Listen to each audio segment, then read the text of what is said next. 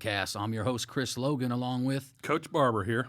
Coach. What's going on, man? Not much, man. Just got back from Florida watching a little college basketball over the weekend. Looking forward to getting into some high school conversation. I'm excited about the 2A through 6A and what we're going to talk about today. We want to talk about players and teams and who I think is going to take the gold ball for each. So I'm excited to have the conversation today. Speaking of you, I know you were there to see UCL. How'd they look this weekend? They look good.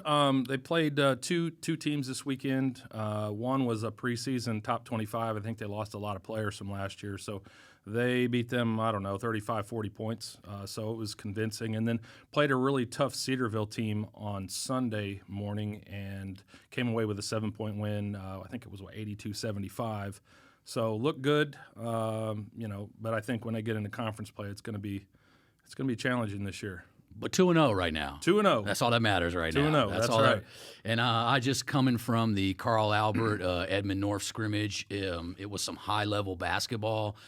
Some really great players on both sides. Both teams were championship pedigrees on both.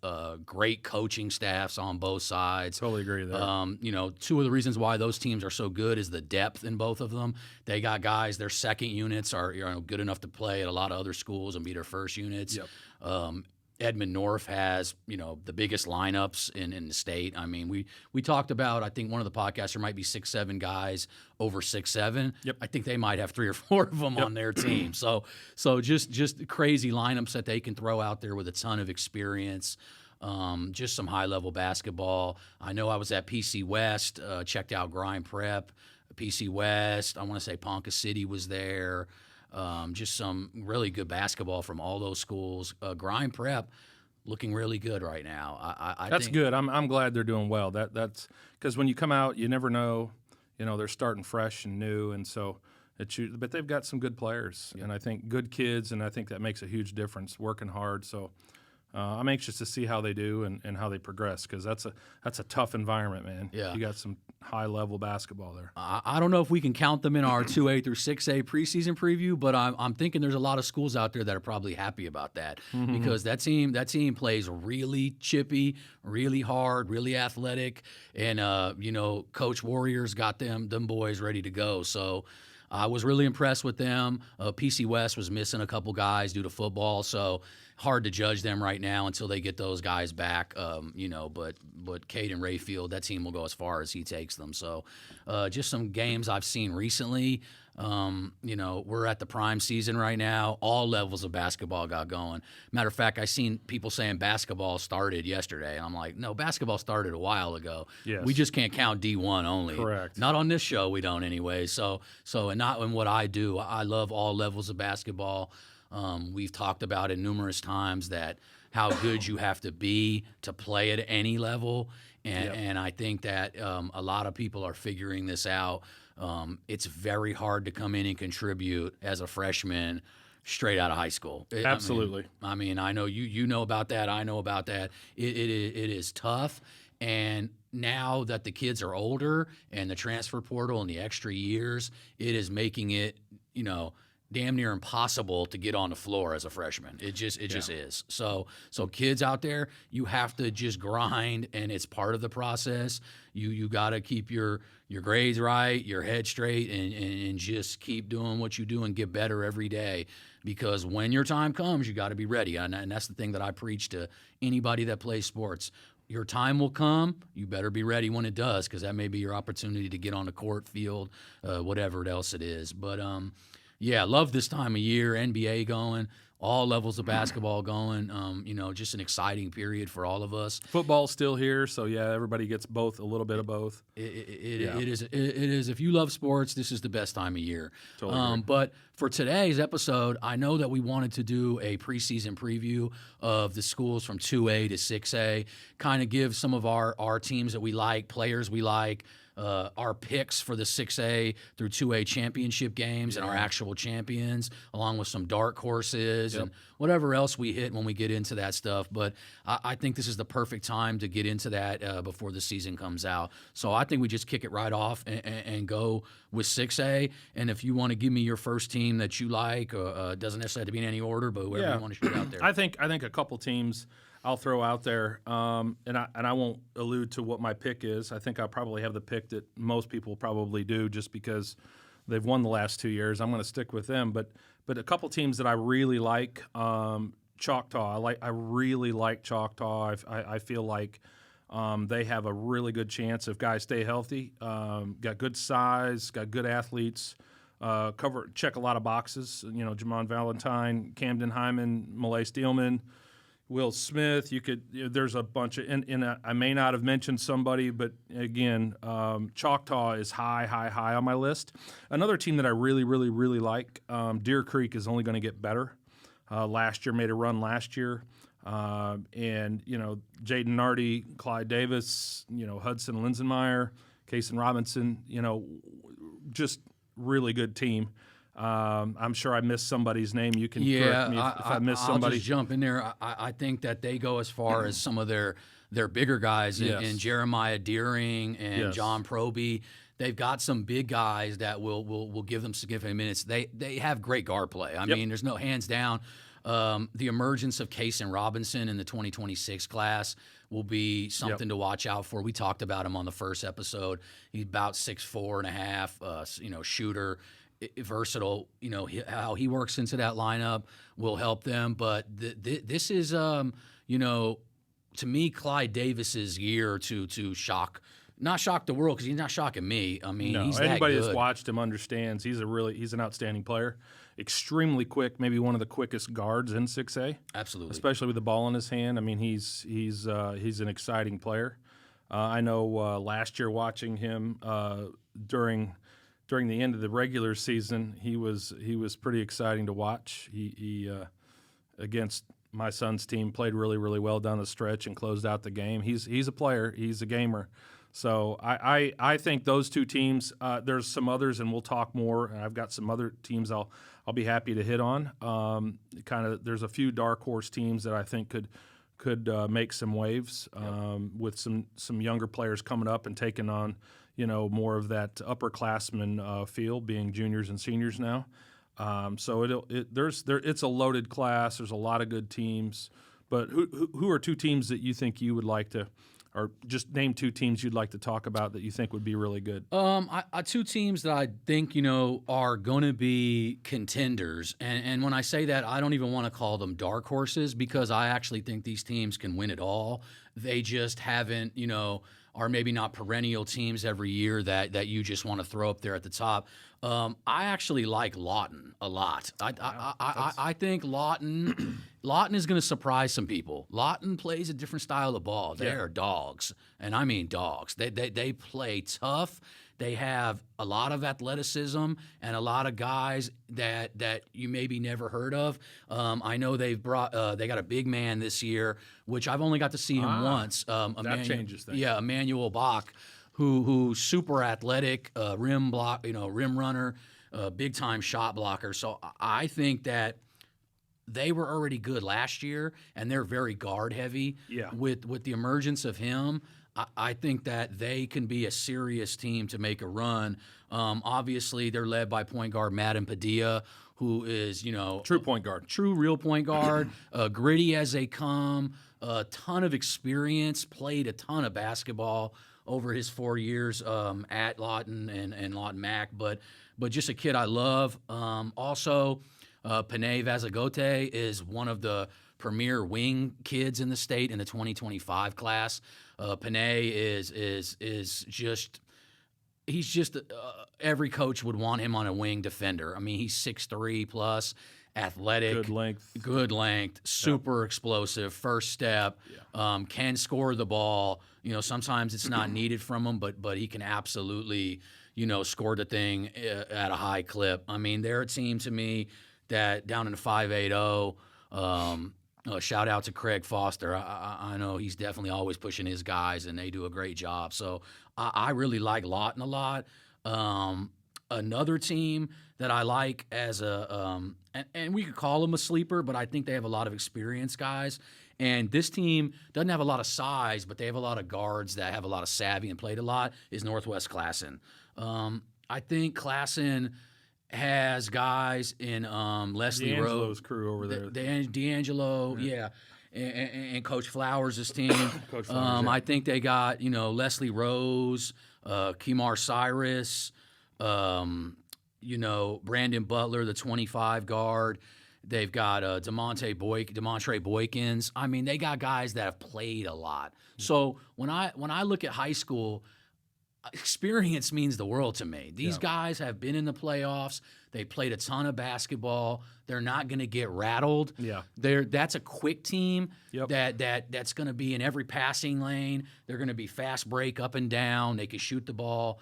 It's a team that may not be on everybody's top two, but it's a team to me that I promise you Could be dangerous. could be very dangerous come playoff time and knock off a lot of teams. Well coached and active. I would agree. I watched a little bit of them last year, and that would be the two things I would say is they got good coaching, and then they're very active, athletic. They like to run up and down. Yep. And they make you play uncomfortable sometimes, and I think that's critical if you want to win basketball games. I think. It's all going to depend on seedings and how they play during the regular season and how what draws they get. The new district play and how they all match up with the teams. That's going to be interesting too. I mean, just how everything's changed. This is going to be new. So that's going to be interesting, but we'll see what happens. I think it always comes down to, the draws and how you play and who you're playing against. And then when you get into state, if you're able to get into state, who you play first, it's all going to play into that. So. And I'll just keep going because, for 6A, I've got so many teams. And that's what I stated earlier. Like, we could put the number 1 and 2 team and say these are the favorites. But outside of that, there's a good 7-8 teams that I wouldn't be surprised if one of them is not in that championship game with one of those top 2 teams. They absolutely can knock off. I like Piedmont a lot. I think Piedmont is another sleeper team. The addition of Braden Lloyd coming over from Mount St. Mary, instant scorer, instant kid that's played on the EYBL, so he went up against high-level competition every summer. He's a good kid, great player. I think he instantly jumps into their lineup along with Hudson Height, Hayes White, the three-point shooting of Walker Kennedy. The emergence of Walker Kennedy this year could be huge for them. They're not a team with a ton of size either. They got a 2025 kid, Bryce McConnell. He's about 6'5", can shoot it. I think that he can add some toughness for them down low, and he'll have to. It's the common theme with a lot of these teams in Oklahoma. Great guard play. They just don't have a ton of size. So a lot of people aren't going to want to pick these teams to win it all because the teams at the top have a lot of size. Yeah, back to what you were talking about. Obviously, Ken Walker last year was really shined for us, and obviously with Brandon Jackson, that's another piece of this. You talked about some of the players, and all those are really good players, very good players. Brandon knows how to coach. The sets he runs, and his philosophy is excellent basketball. So I didn't have them in my list, but I certainly understand why you have it. And certainly don't oppose that choice. I think he'll have them ready to play, and I wouldn't want to play them if everybody's healthy. No, when that team is firing on all cylinders from the perimeter, they're going to be a tough matchup. You're not going to like it. It's going to be painful. So, and we'll just keep running down the list. I think Norman lost a couple guys that graduated, but they bring back their best player in Trishawn Combs-Pierce. So I like that lineup a lot. Bo Billingsley, the 2026 I've got on mine. Kid, point guard. Opens up spots for him to be more aggressive offensively than maybe what he was in the past. I think sometimes when you subtract, players, it opens up where those guys can become the players that they are.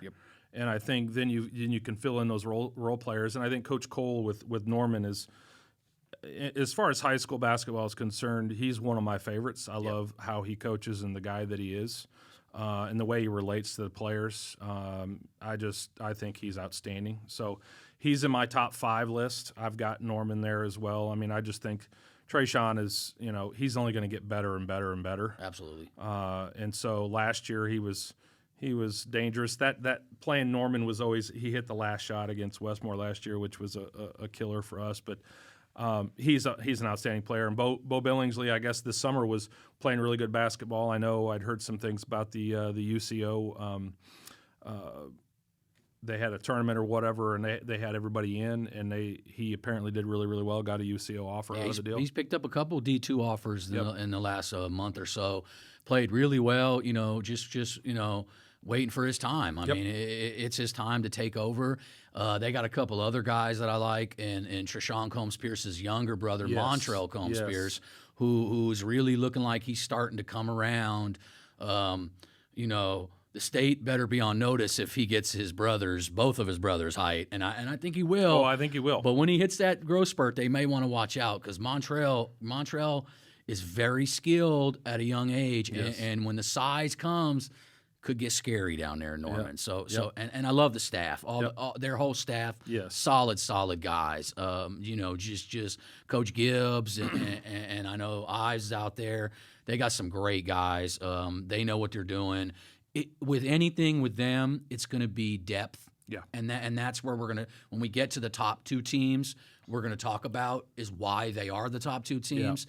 Is that they have so much depth. And in high school basketball, having a sixth man can win you a championship. Because a lot of teams don't have a go-to or a valid necessarily sixth man. They just got a bunch of guys that they kind of have to play together in that second unit, and it's a contribution from them all. Yeah. And some teams have legit sixth man that could start anywhere else. So, that's common in all levels, but in high school, it's just magnified with the talent level. So I think that Norman is definitely a team that I would put up there as a team I could see getting into state. It's going to be on their younger guys. And how they step up this year. Guys taking on roles and owning them. And that's where, because they've got the players on the top end that are really high-quality players. It's just a matter of how do those younger guys coming up kind of fill those roles and make plays. I mean, it's really what it comes down to. Yeah, and then I want to give another team that I think is, to me, a perennial contender. And this year they lost Orion Scales, so they lost their maybe their leader. But to me, it's the year for Jordan Warrior, and this is PC West we're talking about. It's the year for Jordan Warrior to become the leader and run that show. And Jordan had a great summer. I mean, not a lot of people saw him, and he wasn't getting the love that I think he deserves. But Jordan Warrior is one of the best on-ball defenders in the state. He takes it personal. And he's a football stud. Plays with a chip on his shoulder, just like his pops. But he takes it. He takes that football mentality and brings it onto the basketball court. And he's a hell of a player. I mean, he could flat out pass the ball, shoot the ball. He's a great player at the point guard for them. Obviously, their standout player is going to be 6'8", 6'9". Now he might be Caden Rayfield, who's a national level kid. 4-star player, really bursted onto the scene this summer with Team Griffin. We talked about him in one of the prior episodes. Really helped them get to the Final Four. Always has been a elite level weak side shot blocker. Really disruptive defensively, but this year he really transitioned into more of a wing. And with his three-point percentages going sky high and his ability to put the ball on the floor, which he's going to clearly have to get better at that and clearly work on his body, because the sky is the limit for that kid as long as he continues to keep working. And a lot of it just comes with physical maturity. I mean, you can't only rush the process so much. These kids are young, and it's like, hey, you can lift all you want, and it's just like – they have to get to the age where their body's going to allow them to be mature. So it's just something with everybody him. matures at a different rate physically. Everybody's on a different path. So I think he's going to be huge for them. Jaden Constant, had a pretty good season last year and kind of surprised a lot of people. I think he shot in the mid 40% range from three all season last year. Being that Tramble's gone and Orion's gone, some of the pressure is going to go on to him this year if teams are going to be like dialed in on him, and it'll be on how he, handles that adversity and steps up. But I definitely think he's, one of the better guards in the 24 class that PC West will lean on to get them a bucket when they need it. Yeah, those are the same names that I have, and obviously I've got them in my list. I won't say where I have them at this point. But I'll throw in a couple more. PC West is definitely high on my list. I'll throw a couple in that might not be on the level of all the teams we've talked about, but certainly, a couple things change. I've got more Tristan Hankins and Darian Grant coming back from more. That's a good one. I really think I thought they were solid last year, and I know they're only getting better. I thought Tristan Hankins offensively was outstanding. He's got a D1. He's a walking bucket. Yeah, he can get you a bucket anytime. And Darian Grant can play some D. Good length, athletic, elite wing defender. Yes, that's Darian. Like if you're just telling people out there that don't know him, he's an elite wing defender. Yep. He's committed to D2. Kid that had some low major D1 offers. Him and Hankins are borderline players as far as the level. They're low major D1 kids that may benefit going D2 just for the fit and getting into possibly playing. But like we said, there's no guarantee anymore as a freshman you're going anywhere to play in this culture, in this environment. Because you're playing against men that were 21, 22, 23 sometimes. It's a different level when you're 18. I don't care how good you are. If you're going against players that have been playing in a system for 3 or 4 years, good luck on that. And I think we got. I mean, I think I saw the other day we got some class of 2017 kids playing college right now. So that's it's wild. It's wild. I could get into that. We almost had that. Where my son's at right now. It didn't happen, but that almost happened because of a medical situation. So. And he was basically a month younger than my daughter, who's in her third year of law school. Ironically, that's crazy. I mean, no. On to what you were saying. That's a grown man. Like you're we talked about this, and I think me and you did off camera. Like I could only imagine being like 24 or 25 and getting to go back and play against 17 and 18-year-olds. Yes. I feel like with the way that my body matured in my 20s and the IQ that I picked up and how slowed down the game. Oh, yeah. I feel like I would have, it would have been a whole nother world if that was the case. But, that was frowned upon at one point. And honestly, I don't think I would have wanted to be in college at 25 or 26. No. So I get it. Around a bunch of 18, 19-year-olds when you're 25? Yeah, that's no thanks. I've started a family at this point. So another one that I've got here real quick I'll say as well, Southmore, I think a year on with Jesse Ledbetter and Colton Brammer. I think those two players, they're heavy with guards. They were small last year but had great guard play. And I think those two players, along with some supporting cast, I think they might be able to take a step up this year. From what I gather and what I'm reading, Jesse's improved in some areas that I think certainly will help him. And Colton Brammer is a player that I really, really like. I've liked him for a couple years, even as he's coming up young. He's got all the right skills. He plays the right way. I think only him stepping up and maturing and becoming more of a leader on that team, I think, is going to help them. It's just going to be, is he ready to take that responsibility? Because he's been able to kind of, help and participate, but he wasn't a major contributor. I say major. He wasn't relied upon to do everything. He was one of the 3 or 4 guys that they, could score the basketball and help the team win. Now I think I think his role is going to increase this year. And so that'll be interesting to see how he does there. But Jesse obviously is going to be who he is and score the basketball.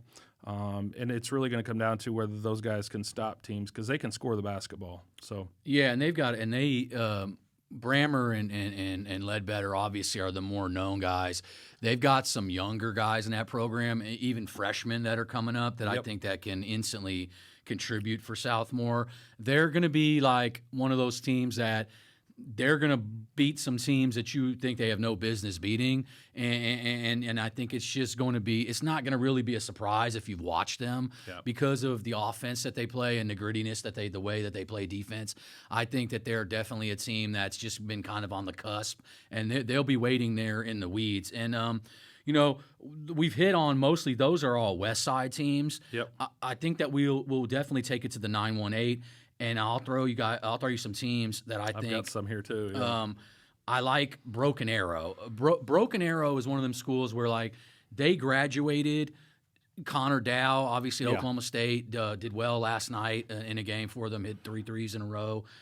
They've graduated a bunch of kids off their team. Yep. But the thing about BA is they always reload. Yes. And it's like – Well, they're huge. My gosh, yeah, they're they a huge They got school. quite a pool to choose Yes. from. But, yes. that team to me starts with David Howell, DJ Howell, 2025 guy who missed a lot of the summer with a knee injury. He is back and healthy now.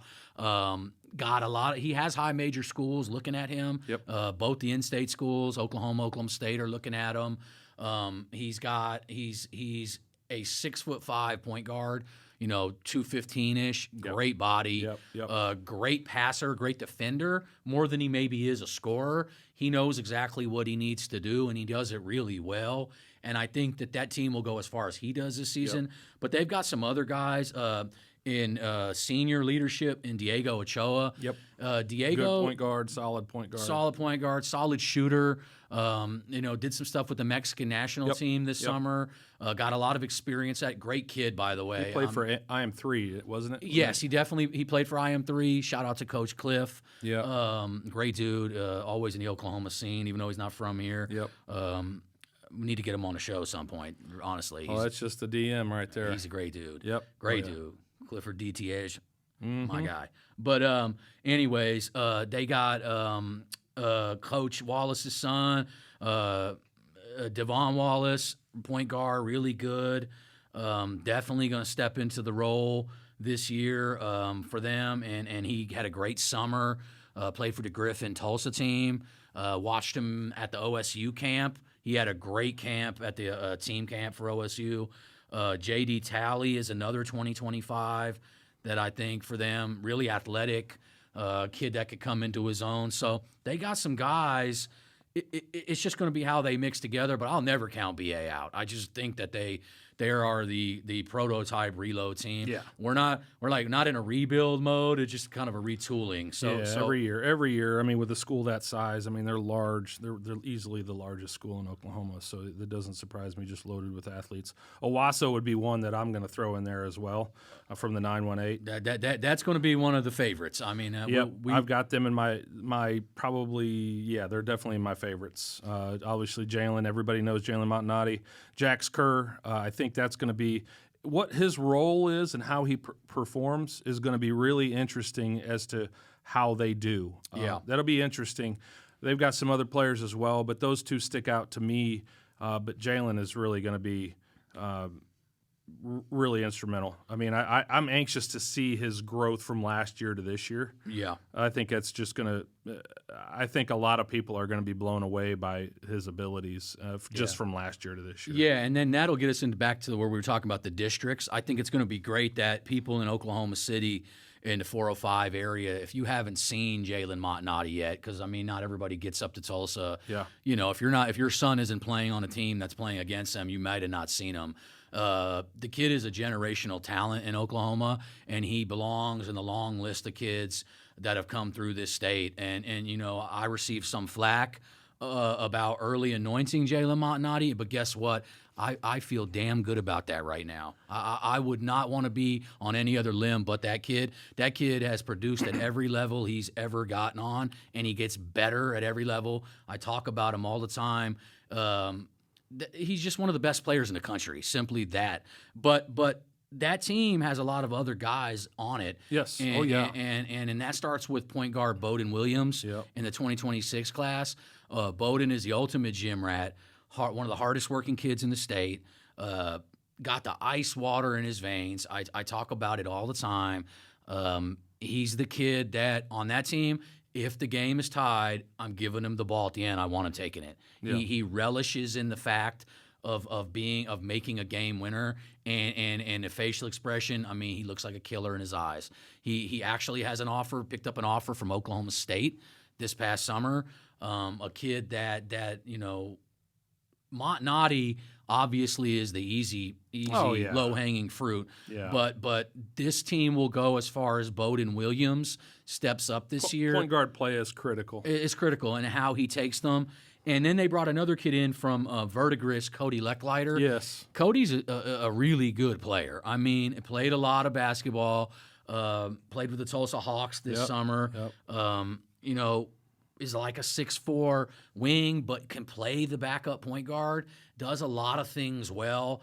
Sneaky. Yep. He'll come through the lane and put one on top of your head. I mean, if you're not watching out, kid is super athletic. I love his game.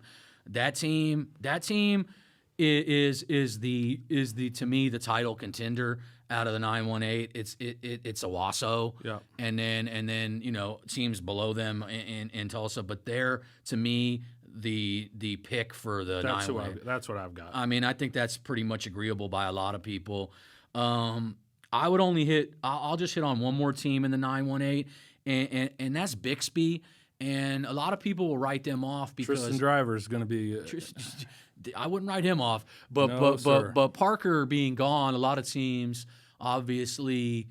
Shout out to Parker Friedrichsen. Had a great debut last night for Wake Forest. Yeah. Had 8 points. I want to say 3 rebounds. Did exactly what he needed to do Yep. in his first game. So shout out to him. And people write off Bixby, but I'll tell you one thing about Bixby: they can flat shoot the ball. Yep. So I talked with a couple coaches in the last couple days, and I'm like, if Bixby's on, they could blow you out by 30 or 40, but we know live by the 3, die by the 3. So, Yep. so I'm interested to see how they play. If the 3 ball isn't falling for them, then what will they do? Because Tristan Driver is one of the top, might be one of the top 3-4 scorers in 6A this season. Yeah. We'll have to see how it goes, but he's definitely has that talent level and that knack of scoring. And also, Totally agree. they have Parker's younger brother, Luke, Yep. who is a sniper from 3, just like his brother. Maybe a little bit different player, but I promise you don't want to give him any space. He's going to light you up. Coach Knight over there at Bixby, great coach, does Yep. well with those guys. Yep. They will be in a hunt, and they will definitely be beating some teams that people are writing them off on. So I definitely won't write them off. But I would have to say that we're probably both in agreement that Owasso is the team to beat on that side of the state. Yeah. There's no doubt about that. I think it's just going to be, how do they mesh, and some of those role players and some of those other guys. Point guard play obviously is always going to be critical. Point guard play nowadays, the way the game's played with the 3-point line, that dominates the game. So, the decision making from a point guard and then the shooting from the perimeter is always going to be critical in terms of winning basketball games. The game has changed from what it was, 20, 30 years ago. So 3-point line, it was there, but it didn't impact the game like it does now. You got guys that can just light it up from 3-point. One last team I would say from 6A that I'd be remiss in not putting in there is I'll put Edmond Memorial in there, and the reason why Brady Handcuff I think will be instrumental. Kieran Padula, his last year, he'll be a senior this year. I think he brings a lot of leadership, tough player. Yep. Elijah Brown, another one that I think is a 2025 kid. Yep. I think that I'd be remiss in saying, they historically have had really good teams and were able to get into the state tournament.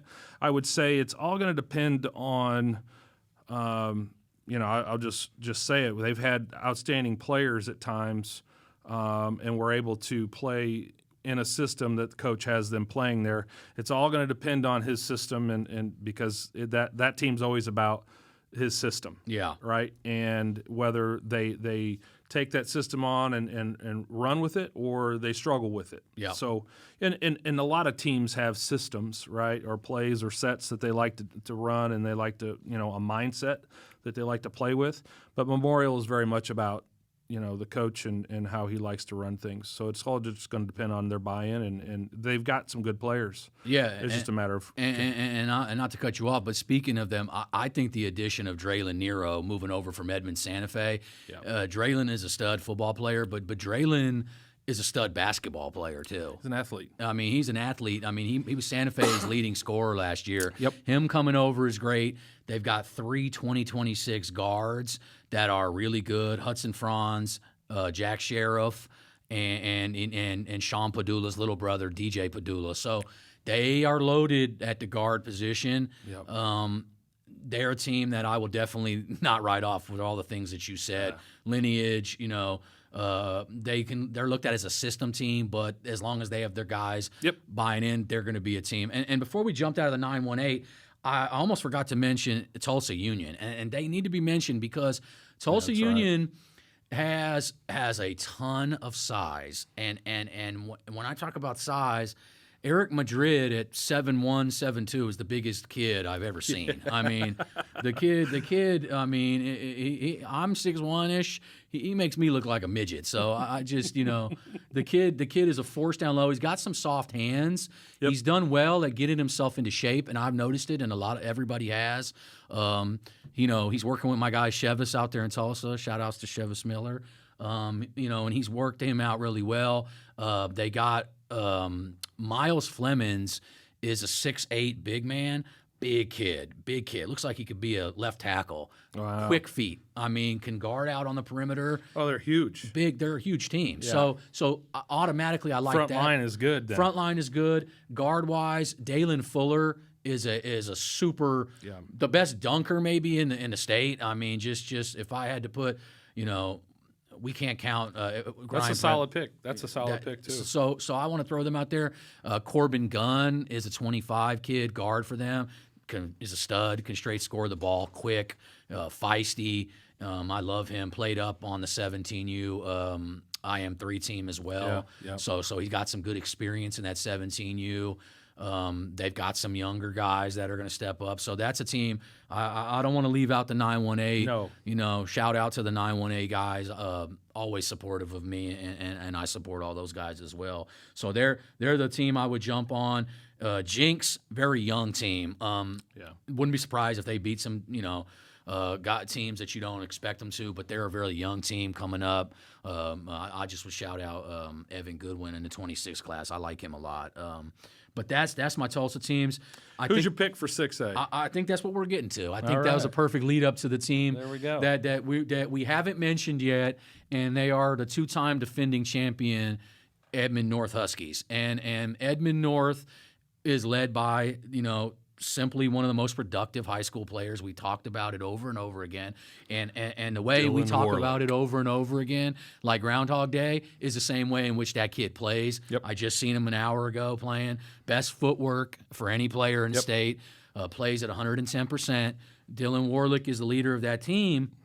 But they bring in a new guard in Keontae Tramble, who I know you've gushed about for the last couple of weeks, and rightfully so. Keontae Tramble is one of the better guards in the state, regardless of class. He's just a big-bodied guard who physical, understands how to finish with contact, can shoot the three. What I saw tonight, I loved. His defense was very good tonight. He's the leader On the team. That we talk about chip on the shoulder. Keontae lives with a chip on his shoulder, and so do I. So I'm always going to love that type of player. I think the way he fits in with them, and the difference between what they had with T.O. Barrett over the last few years, and how Keontae takes that role. I mean, honestly, they're in a good place. They didn't just lose T.O. and get nothing back. They got one of the better players in the state to replace, and everything I've heard from the coaching staff, he's doing really well. Bryce Potts is coming to his own. That's in my list as well. I just, think that athletically, he just looks like he's in a whole nother world right now from where he was, the first couple years. He looks like the game has slowed down to him. He looks like he knows exactly what he needs to do, and because of that, he picked up an offer from UCO recently and a number of Division II schools. He is going to be a force down low. They've got some Dontrell Yearby, who was at Northwest Classen 2 years ago, came over last year. A 3-and-D guy, 3-point specialist for them. A lot of experience. I look for him to be a big part of it, a big part of what they do. And then, of course, they've got some guys in Jonathan Van Buren, who came over from Arkansas. I want to say he averaged 12 or 13 points in Arkansas's biggest class last year. Might have been newcomer of the year. They've got to be deep. I mean, they're loaded. So when we talked about that earlier, like depth, I mean, they almost have 2 starting teams on that team, and it's so hard to write them off, because if Potts goes down, they have Big X down there, who's even bigger. And then they got a 2025 kid in Jake Weaver, who's about 6'8", 6'9", big space-eating kid, did really well tonight. So they just got so much size. Logan Knoll's 6'6". Logan Knoll. I mean, we didn't even mention Logan Knoll. No. They brought in Luca Woolridge from played for Tahlequah. He's 6'5" plus. Yes, he that's shoots the huge. three. Big team. They got guys all over. Don't let me leave out Landon Fitzgerald, guard for them. Straight up shoot the ball. I mean, they're the deepest team in the state. So my championship in 6A right this second would be Edmond North and the Owasso Rams. That would be my matchup. And then let me just say before I get killed by it, I like Choctaw right behind them. I would say this. I would agree with that completely. Edmond North and Owasso. So sorry, everybody that was wanting me to disagree with that. I'm not going to disagree with that. The two teams I would say behind those two teams that I really, really, really like, Choctaw is the first one, and Deer Creek is the other one. I really like Deer Creek. I think if all the pieces can come together, I really like them. And then I would also throw in Norman. I like Norman as well. I think Norman can have a say, at some point maybe if things fall their way. But when it comes to all things being the way they are right now, everybody stays healthy and things progress. For all these teams, I say Edmond North and Owasso in the finals, and then there's, like we said, the others that can join in. A lot of teams can partake in the state tournament. There's other teams that might be able to sneak in there as well that we haven't talked about, but those 5 teams are the teams that I think are my top 5 and for state contenders and getting to the finals, North and Owasso. Yep, yeah. And I would break it down like this. When you're the champion, you got to beat the champion. Yeah. Edmond North has been to the finals, and they're so battle-tested and the depth. But with Owasso, I don't want to say that they're a year away because they have a very young team. Yeah. But that team having a kid at Montnotti's caliber – anything can happen if that's the two teams in the finals. Yep. I'm not writing off Owasso because I just simply think if Jalen Montnotti takes that thing over and he's done when they knocked off Broken Arrow in the playoffs, yep. and the way he played against Deer Creek in the first game of state, I mean they were a game away from being in the finals last year. So that's same with Choctaw. We said that too. Choctaw was like a bucket away from being in the finals and knocking off Edmond North. So, like I said, I would have Edmond North taking on Owasso. I would lean towards Edmond North right this second, but it wouldn't shock me at all if Owasso wins. No, either one can win the game. It's just when you have, to me, the number 1 player in the state and a number 7 player in the country. I mean, it's high school. You can take over and win a game. So I got those two teams. Those are my favorites. We're in agreement on that one. So we might not be in other ones, but definitely in 6A. I think that we pretty much broke down a lot of the teams that we've seen. Westmore could be thrown in there. There's a couple other teams. Norman North is young. Yeah. I think that they're gritty. They're always going to play tough.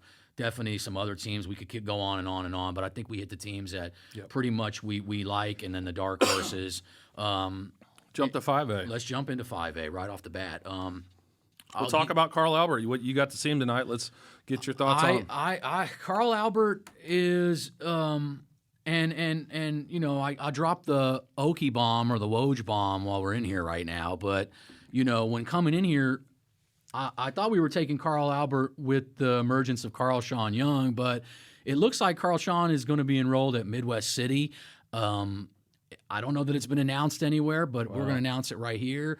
If it turns out to be that he's not going there, well, then you heard it first at the Flagrant 2. Yeah. If he turns out not to go there, don't shoot the messenger, but you'll probably be in my DMs anyways, yelling at me anyway. So I'm used to that by now, and I don't mind it at all. And anybody that knows me knows I'll talk to anybody. So without him, they're deep, they're experienced, They have size and rim protection with Jaden Mott, Yep. who by the way, he looks like he's leaned out and worked on his body to get quicker. He looked just faster tonight to me. I was impressed with him. He doesn't. A lot of people write him off because he doesn't score 20 points a game. Yeah, you don't need that. You don't need it. He doesn't need to. He just needs to rebound, and he alters so many shots. I mean, he pinned some off the top of the glass tonight. But he's just a deterrent. You don't want to go into the paint when he's down there. I used to love playing when you had a big guy behind you that would play some D and change shots. You could take risks, and you could play more aggressively defensively, knowing you've got that behind you. Absolutely.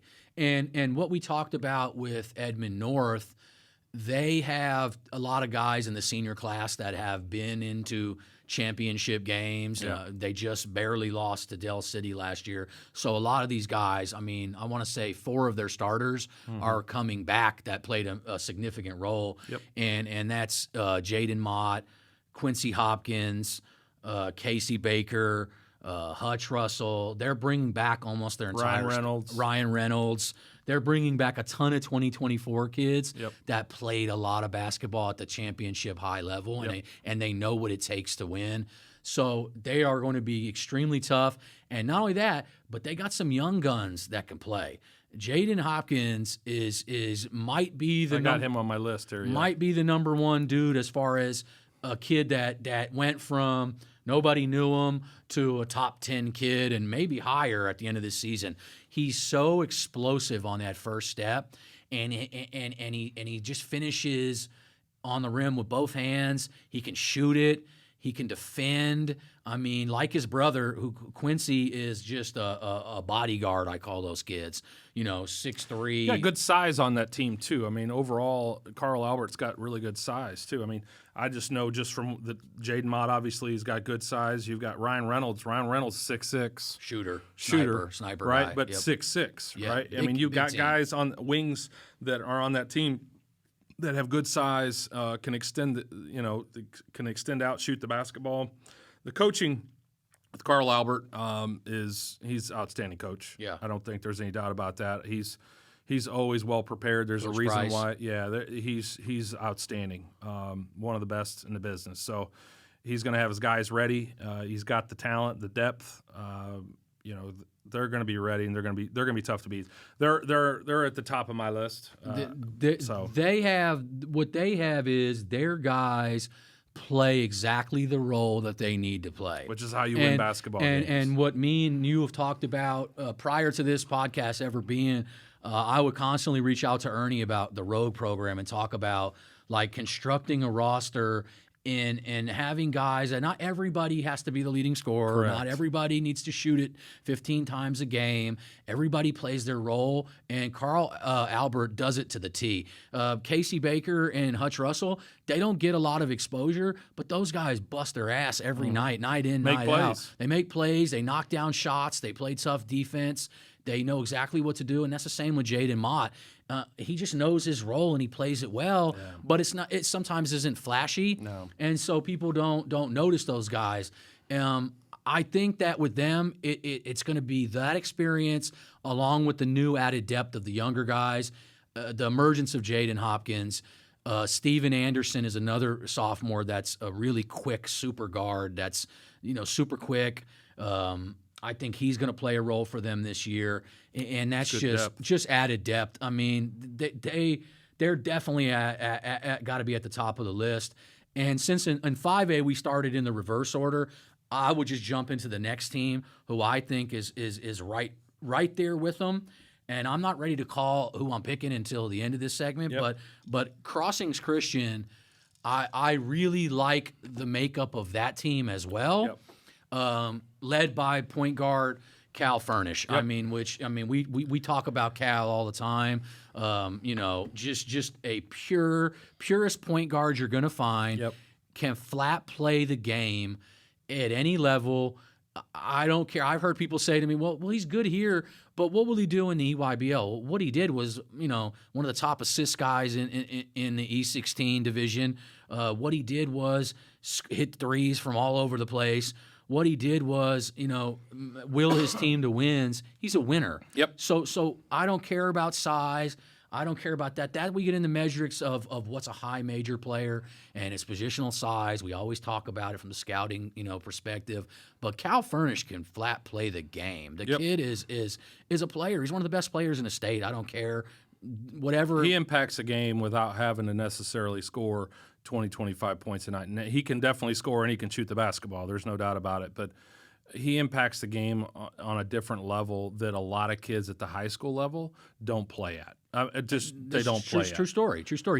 His basketball IQ, and it's similar to, we'll get to 2A and talk about Dayton Forsyth. Yes. They are the cerebrals, and they see everything prior to it happening, which to me was always, they're playing chess, everybody else is playing checkers. Yeah, and me coming up in high school and stuff, like that's the way that I played. Like I tried to see the play develop before it ever happened, and I took a real passion into setting guys up. I actually used to just, and I know that those two are like that when we get to Dayton and Cal, and they can score, but they have that same mindset of them getting someone else a bucket feels sometimes better than them getting a bucket. And that's how I played. So I relate to that style of play, and I love that about them. But Crossings Christian, what they also have is size. And we're going to get into that when we talk about Phoenix Woodson and Cam Parker. So their front line, they got size. And the thing about their front line is both those guys can shoot. And are, Cam might be, besides Callie, might be the second best 3-point shooter on the team. So for a big-bodied kid, they run sets for him to do that too. Yeah, pick and pops, screen and roll, all kinds of things. They good set coaching there Crossings as well. So run good sets.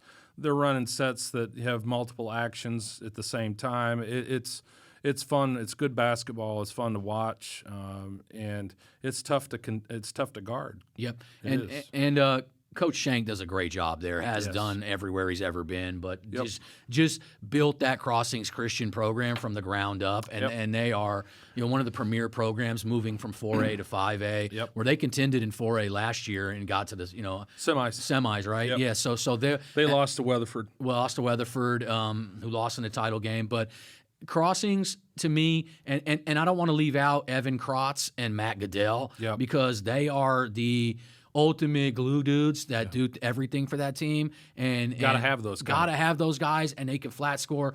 Matt Goodell dropped 30, 40 points on you, and you'd be like, dang, where'd he come from? Like he's just explosive. He finishes at the rim, can hit threes. I love those two kids. They're an intricate part of that team, and as far as they go, but to me, that team will go as far as Phoenix Woodson comes into his own this season. Because we know what we're getting with Cam Parker. We know what we're getting with those other guys. If Phoenix Woodson he looked really good in the summer. He's looked really good.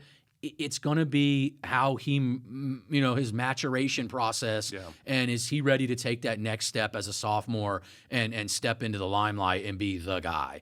Because if he does, alongside those other guys, they win. They have a chance to win. They have a chance to win this whole thing and bring home the gold ball. So I definitely like the Crossings Christian, and I think that them and Carl Albert might be my top two teams right this second, and I'll give a winner out at the end of this all. The team that I probably would give, like we gave Choctaw, was right on the cusp.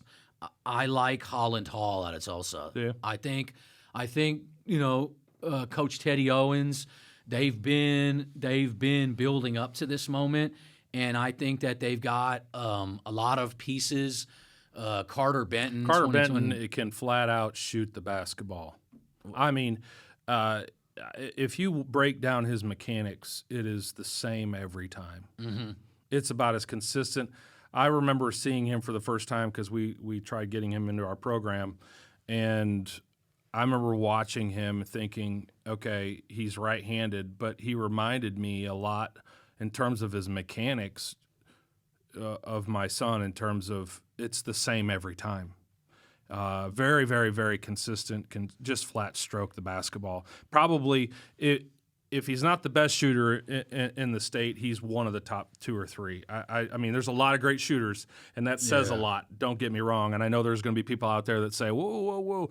No, I'm telling you, Carter Benton can flat out shoot the basketball. Yeah, and on Carter Benton, like some colleges are sleeping on Carter Benton in this state. They are. need to get on that, man.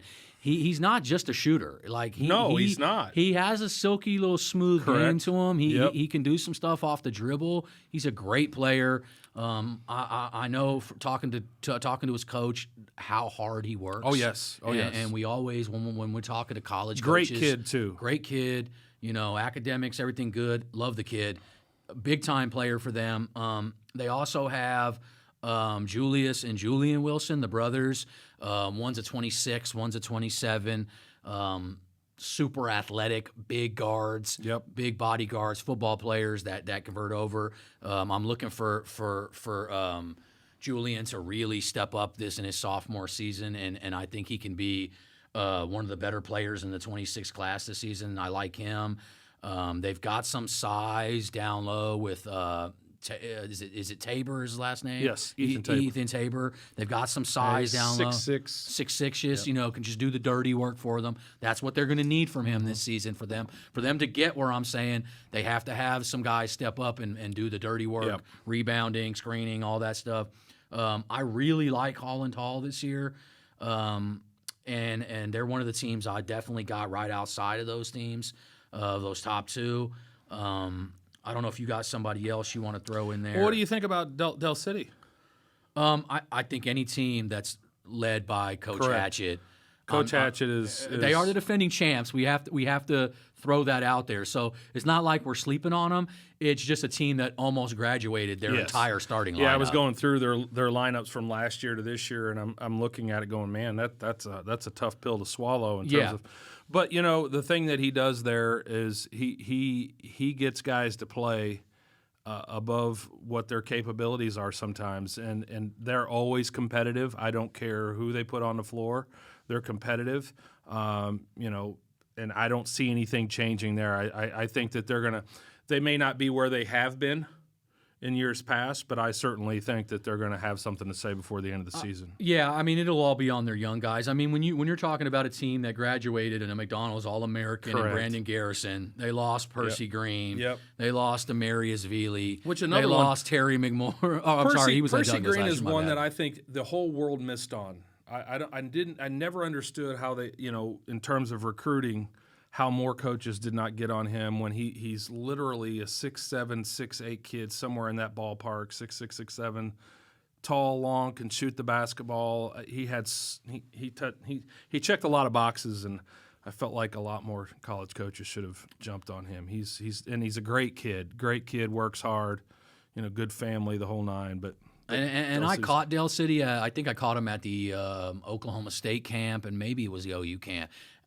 Gritty, you know, they competed. They're gritty. They're young. I mean, they got two basically coaches that are going to be Oklahoma Hall of Fame type coaches on their staff, and Coach Tommy Griffin and Coach Hatchett. So I mean, they know what they're doing. They get the guys to buy in, and if they don't, they're not playing. So I think that they're just young. So for me, they're going to be, you know, if they reach any type of the level that they have over the last few years, then you know, those coaches even deserve more than what they get already. But definitely they're going to be a team that's going to be someone to watch. I would throw another team I would throw in there is Tulsa Memorial, because I never think you could count out Coach Allison's teams.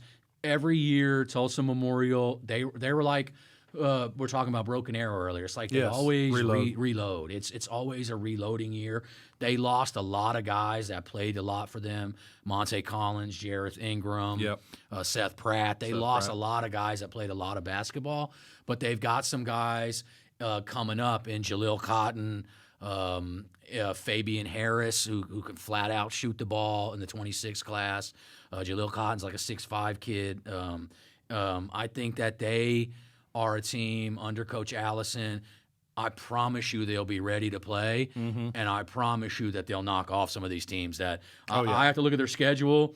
If they're playing the two top teams we play, I wouldn't be surprised if they beat them in one of the games, because that's how he got his guys ready. And shout out to Coach Allison. I know he's coming on here at some point. We can't wait to get him on here. You know, second to none in his basketball knowledge of the state. So can't wait to have him. Give me your thoughts on Tulsa Edison. Tulsa Edison got guys. I mean, and you know all too well. We talked about Jeremiah Johnson, who I mean, I know you love and I love. I think they have a chance, maybe, and not. I don't. I think some of those other teams might be a little bit higher on the list, but I think that they've played and they've stayed at that level. There's a high level there, but can they get over it? Yeah, right? Yeah, no. I think you're absolutely right. I think it's just with them. Honestly, I have to see some of their other guys more in depth before I can make a full. That's where I'm wondering at the depth guys. on the team. That's what I'm kind of curious about. That's going to be a lot of these teams. I mean, if they've got one senior that has a lot of experience, and then the rest are underclassmen, it's just going to be at what point do those kids step up and the game start to slow down for them, and they can actually get out there and get significant minutes in a varsity game, at that level. So. I had them written down as well as a team, and that's going to take me to a team that I think can contend in 5A, and they've been 6A for the last few years, and that's Booker T. Washington. Yeah, and Booker T. They're not big either. They're a team that doesn't. So we talked about Northwest Classen earlier. They don't really have like a center or power forward. It's a bunch of guards. It's a bunch of guards, but the guards are really good. They're really explosive. They're really deep. They've got Jamari Simpson, who's a guard I love. They've got guys like a Dallas Lowe, who's a freshman coming up. Maybe a top two, maybe the top one or two kid in the 2027 class is Jock Mitchell. You probably haven't seen him yet. No. He is a man-child. He's about a 6'2" guard, windmill dunking it from everywhere. Been doing it like that since he was in the 6th grade. I mean, just a kid to me that the sky's the limit for him. It's just going to be getting really work on his game and getting into that game and just how he picks up on the high school game and that system. B.J. Harris is another 2025 kid they have. Big body guard, got a lot of experience playing. I think that I will never count out Booker T. Washington in any. Yeah. I don't care what level they're in. They're always competitive. Yeah, Coach Eli Brown always coaches the hell out of those kids. They play hard. They always buy in. And don't let me forget Isaac Sanders. Isaac Sanders is a come-up player in the 26th class too. Everybody knows I already like him, but he's another one. They got a lot of talent. It's going to be on how them younger guys mesh in with the upperclassmen and how they play. But their style is tough, so they're not worried about when they go up against a team with big guys. No, because they're going to hit you with the mismatch. They're going to play you quick and small, and you're going to have to guard them out on the perimeter as well. So I absolutely think Booker T is a contender in 5A. They might be right below the two top teams in Crossings and Carl Albert, but they're right there with Holland Hall, in my opinion, out of that 918 area.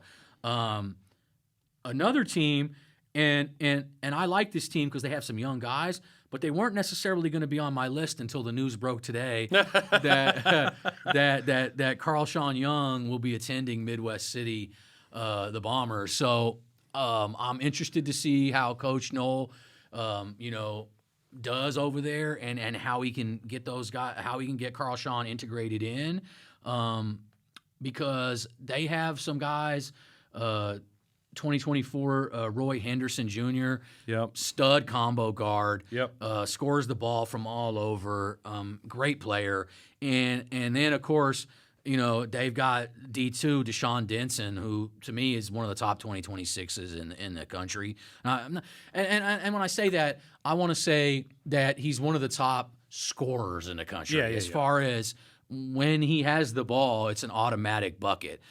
So when I watch teams play all over the country and all the states, the kid is so smooth in the way that he scores the ball. Yeah. He's just a flat-out stud, definitely one of the best 2026s in the state. And picked up a D1 offer from South Carolina State. I saw that. Shout out to Coach Pete Quinn. Love Pete Quinn. Great dude. Love to get him on here too whenever we can. But Midwest City is thrown into the mix. I mean, you're adding a top 75 kid in the country in that class. Yeah, it automatically changes. It's just so early on now. We don't know the ins and outs of it, but I'm very interested to see how Midwest City comes about and what they do this year coming up. I don't know if you've got any other teams in 5A. No, those are the ones that I think are probably going to contend for the title. I mean, there's other players. We could talk for days on players individually. Absolutely. But those are the teams I would say, and I'll go ahead and just throw it out there. What I've got for 1 and 2 would be Crossings and Carl Albert. And I'll say this.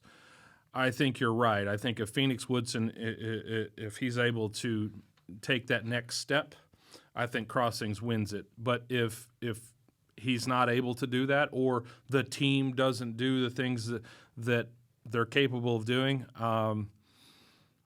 that's throwing that one. Who wins that one?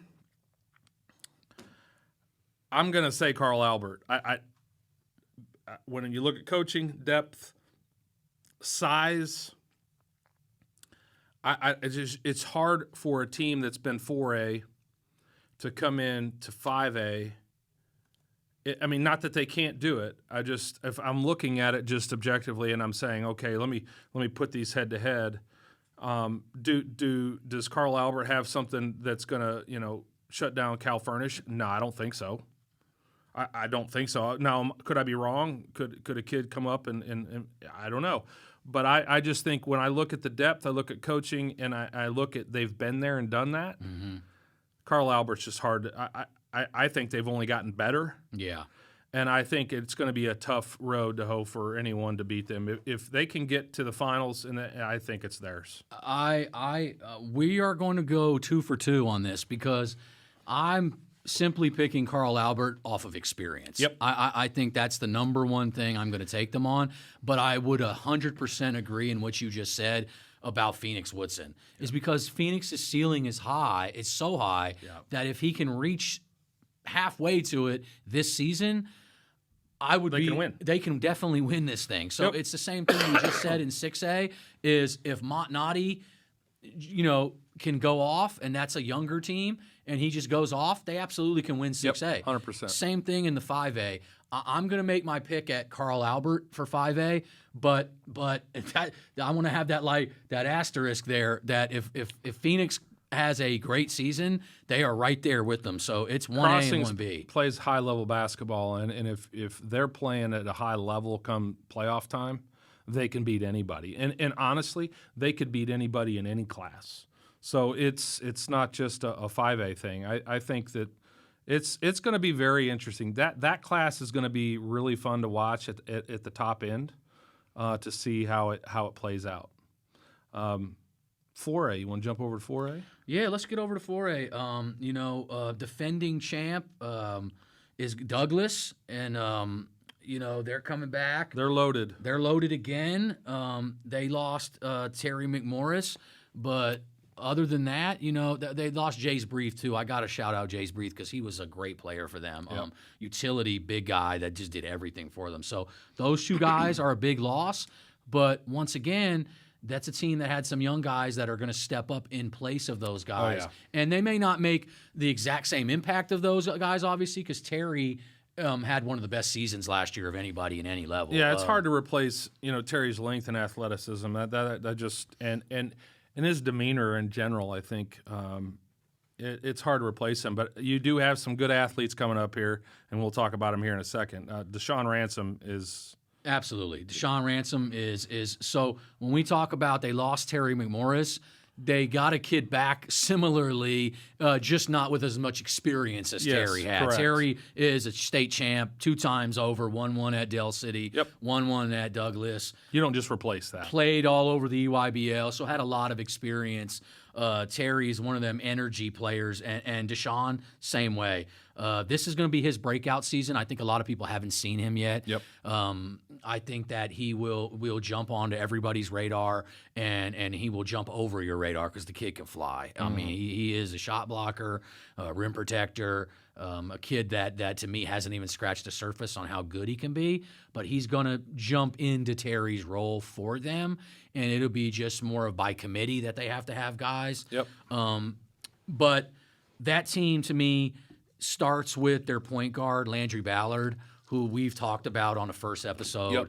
Yep. Just a super explosive guard, great defender, can shoot it, can do a little bit of it all, but just his athleticism jumps off the page when you're watching Landry. Yep. I mean, he's not the biggest kid in the world, but can do a windmill off of a drop step dunk. Just a kid with super quick twitch.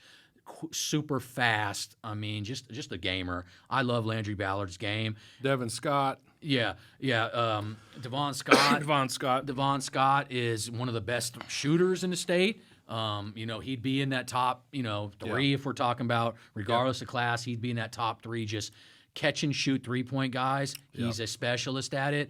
He's added to his bag, and I think that's going to be the biggest caveat for them of them repeating is what Devon does. If they take away and they close out on him and they're not giving him any space, it's going to be his Can he shoot off the dribble? Can he shoot off the dribble and his driving game, and he's going to need to do that for them to get there, and he absolutely is capable of doing it. Yep. So it's just going to be, once again, him put into a situation that maybe he hasn't had to do quite yet for them, and how he transitions into that, because he's a kid that's, once again, he's played on the EYBL, was on that Final Four team under Trey Slate. So I think he's got a lot of experience. He's a kid that, realistically, he's a kid that can blow the game wide open by himself. In one quarter, he might hit 6-7 threes, and that'd be lights out for you. So he's a kid that I think can absolutely shoot the ball for them. Especially playing with the surrounding teammates that he has that all contribute the way they do. You have to sag on this guy, or you have to help here. A kid like him is wide open, and it can cost you, like you say. And I think they're very well coached under Coach Steve Alexander. Knows all about what it takes to win one, and how to get his guys bought in. Jaden Williams, another one. Jaden Williams, we can't forget Jaden Williams. Jaden Williams is the X factor for Douglas. Great defender, wing defender, really good length, good shooter, great shooter, really. Yeah. I love him. They've got a couple 25s in Corey Holcomb, who's kind of a big, maybe 6'5". He played for the Hawks this season, kind of a big body kid. He will have to play a big role for them. And then they got a microwave scorer off the bench in Kingston Flemings, who, really, I'll say Kingston Flemings. I always say Kingston Lemons. And, he's really a super microwave type player. Small guy, super explosive, can get to the rim. I remember him last year from... Yeah, he can really do some things, and I think it's going to be a breakout season for him. I'm always saying Kingston Fleming's the kid that plays for SA Future. Yeah, I know who you were saying. But Kingston, my bad again, and he'll laugh at that because I always tell him that. But definitely, Douglas is right there at the top again as one of the contenders in 4A. I would have to throw the next team out there if we're talking, and that's going to be Weatherford. Yep. And Weatherford may be most people's preseason pick to win the whole thing, and we'll get into that in a few minutes on who we're going to pick. But Weatherford has a ton of size. Ton of size for 4A. Yep. I mean, their guard / wings are 6'6", 6'7". Yep. In the Sage brothers, Ethan and Tate Sage, 3-point specialists, but they also will rebound and bang it. You know all too well on those kids' games. You could probably elaborate on. Yeah, no, they're do. gonna have opportunities to play at the next level, obviously at a high level, at the NCAA level. I'll leave it at that. Likely D1 opportunities there for both those boys. Nate Rehrman is another kid that's you talk about a glue guy. He's a 2024 kid, played for us last year, and he does all the little things, rebounds, loose balls, just plays smart basketball. He to me, in the way when I watched them play in the finals against Douglas last year, his he's so critical to what they do. And all the things that, because everybody's focused on CJ and the Sage twins, that they, Nate he does all the little things, and so he's critical. I think I'd be remiss if I didn't try to showcase him a little bit on in the discussion. Obviously, CJ, right? I mean, CJ Nixon is one of the best players in the state, and he's going to impact that. I have a hard time believing with Tate and Ethan Sage, Nate and CJ Nixon. I have a hard time picking anybody over them. I'm going to be honest. Yeah. But again, Douglas is Douglas is a really, really, really good basketball team. So those are going to be two really, really high level teams.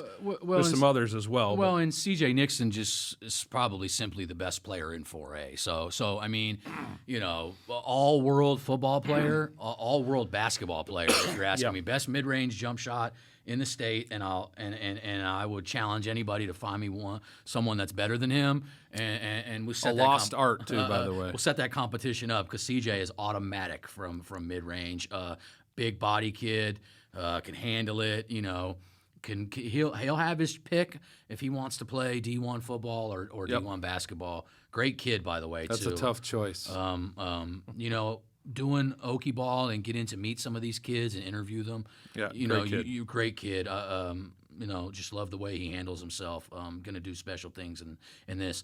Now, those were our two top favorites that we like. Yep. Some other teams I want to jump into that just, we'll hit these teams and kind of go over them kind of quickly. I like Bishop McGuinness. I was going to put them on my list. I didn't, but I'm anxious to hear what you have to say about it. Yeah, Bishop McGuinness is a team to me that they're going to be led. Their leading scorer will probably be Price Bradley's little brother, Cooper Bradley. Mm-hmm. And Price played there for, he just graduated last year, was a great player. Cooper Bradley can flat score the ball. About a 6'2" guard. I love him. The leader of the team is going to be the point guard, Jet Schaefer. Yeah. Jet is super fast, super gritty. I like the name, too. I love the name. The name Jet Schaefer couldn't fit any better. Jet is fast. Jet is a jet, and he's a great player. I love watching him play. Next Level had him, and they've done a really good job with that kid. Also, they've got one of the top 2026s in the state, and Andrew Harris is built like a grown man, came into high school like that. Physically, he's a football stud as well.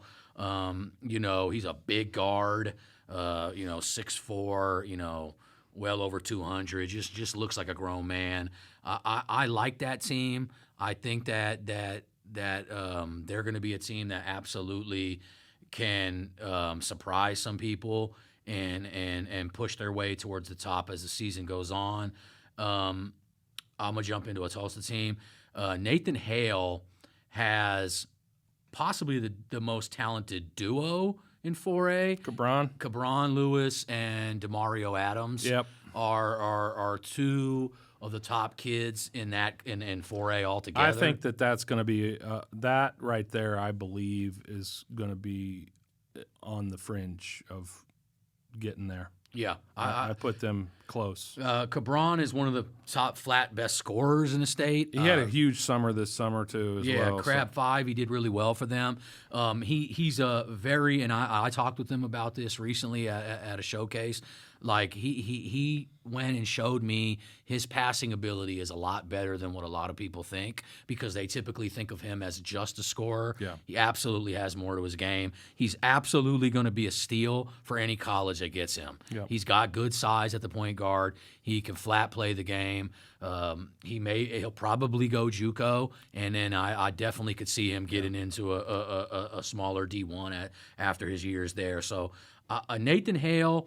I got to see from the rest of their bunch, but I definitely think that they're a team that with those two kids if they're both on, Yep. they're going to be hard to hang with. So Yep. I like them. I definitely got to throw Purcell on the list. Purcell lost a couple guys. Yep. So it's going to be on to their junior Kobe Freeman to take them all the way. Kobe, excellent summer. We talked about him even in one of the first podcasts, playing for Wolfpack, played for his dad's team. Kobe is really working his way up to one of the better kids in the 2025 class in Oklahoma. He's smaller in stature, so some people will write him off, but the kid is a gamer. His dad, How do you compare him to his brother?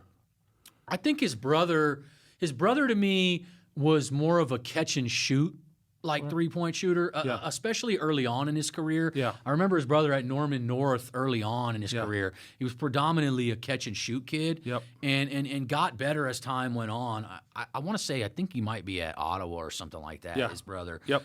So Kobe to me is more of a traditional point guard. Got it. Just I think that his knack of scoring is so good that a lot of times if we see a point guard that scores, we automatically think that they don't pass, and that's not correct because I talked about it in one of the other pods. Like some of his baseline out of balance stuff and sideline out of balance stuff is next level. It's Josh Giddey like. In fact, that he sees the play and it's like they know what is coming, but they can't stop it on some of the stuff he throws in. So I like Purcell. I will never count them out.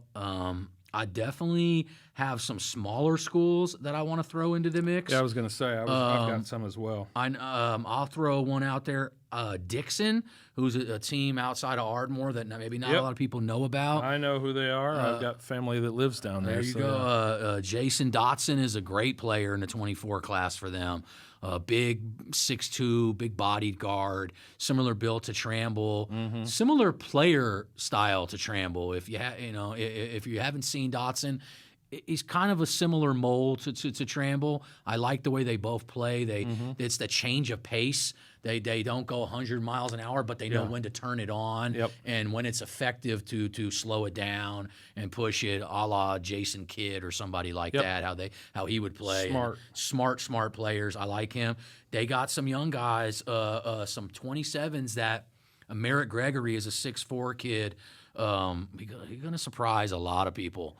How much Merritt Gregory does this season, that's to be determined. But long term, I think he's a big-time prospect in the state of Oklahoma in that class, and I think a lot of people are going to be shocked when they see this kid. He's just really athletic. I want to say he played for like the JL3 team down there in Texas in the summer. I like the kid. I'm interested to see. Dixon is on my sleepers or come up teams of the year. I want to shout out Katusa. I think that Coach Evan Drake has done a great job with that program, and Titus Miller is one of the better kids in the 24 class. 6'6", big time shooter, just committed. It's leaving my mind right now, but he committed to a D2. Yeah, it was a D2 school. D2 school, great kid, great scorer. I think that Katusa will always can flat shoot the ball and can always outscore you. I'm interested to see them. As I'm going down the list, I don't want to leave out Perkins Tryon. Tucker Shepard is he's just a flat out stud, the kid. He played on the Griffin Select team this summer. He's about 6'4", deadly shooter. He's going to be on a lot of people's colleges list that don't know about him. After this year, I think a lot of people will be on him. In-state schools will be all over that kid by the end. I've got one Inola. Talk about him. Obviously, Inola, Jackson Welch, fantastic player. Big-time shooter. Yes, big-time shooter. I believe you got Aiden Clark, I believe. Yeah, the sophomore. He is a freak of nature. Yeah. A 6'6" kid. Looks like a tight end. Big. Yeah, I see them making some waves as well. I think that's one that sticks out to me. I don't know that they're on the level that some of the other teams that we named earlier, but I definitely think they're, state opportunity there, and when you get there, it just depends on how you're playing, and what your draw is, and how things are laid out for you. So that's another team I think that certainly could make waves and get to the state tournament and do some things. Yeah, and absolutely. And then there's teams that kind of lost a lot, and when you get into like the Kingfishers, your Anadarkos, they are going to have to start all over in the process with young talent.